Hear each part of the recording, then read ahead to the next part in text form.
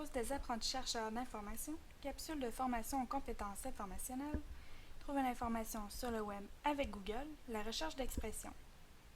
Il y a plusieurs manières d'inscrire les termes de notre recherche, c'est-à-dire notre requête, dans le rectangle que nous appelons aussi un bandeau de recherche. Pour effectuer une recherche sur l'équipe de hockey des Canadiens de Montréal, par exemple, nous pourrions inscrire l'ensemble des termes. Ici, les Canadiens de Montréal. Notons que Google ne tient pas compte des majuscules, mais qu'il tient compte des accents. Nous devrons donc écrire le accent aigu de Montréal. Pour lancer la recherche, il suffit d'appuyer sur la loupe à droite du bandeau de recherche. Pour connaître le nombre de résultats, vous devez regarder à gauche sous le bandeau de recherche.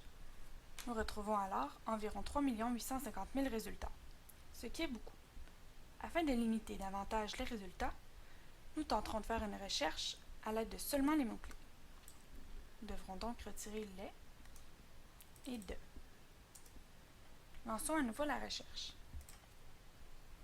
Nous retrouvons maintenant 9 190 000 résultats, ce qui est beaucoup et bien davantage que lors de notre première recherche. En fait, nous retrouvons autant de résultats parce que Google ne saura pas faire la différence, par exemple, entre l'équipe de hockey, les habitants du Canada, soit les Canadiens, et la ville de Montréal.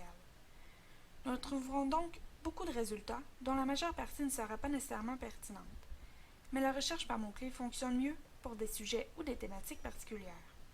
Comme nous recherchons le nom d'une équipe connue, il devient utile d'effectuer une recherche qui retrouve exactement les mots que nous recherchons, et ce, exactement dans l'ordre que nous l'écrivons.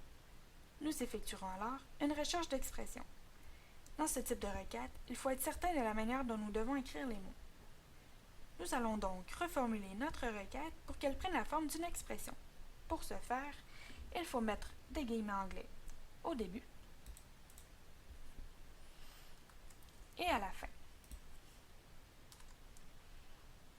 Puisque nous avions retiré le de, nous devrons prendre soin de le rajouter. Par contre, nous ne rajouterons pas le lait, puisqu'il ne fait pas officiellement partie du nom de l'équipe. Ainsi, Canadiens de Montréal, entre guillemets anglais.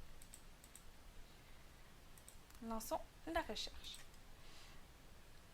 Voilà, nous obtenons environ 1 500 000 résultats, ce qui est le meilleur résultat jusqu'à maintenant. Vous pouvez constater que Canadiens de Montréal se retrouvera dans chacune des pages. Notez que la recherche d'expression vous permet également de retrouver un extrait de chanson, de roman ou encore d'article. Par exemple, je voudrais savoir dans quelle chanson se retrouvent les paroles suivantes. Toujours à l'aide des guillemets anglais. Mon pays, ce n'est pas un pays. C'est l'hiver.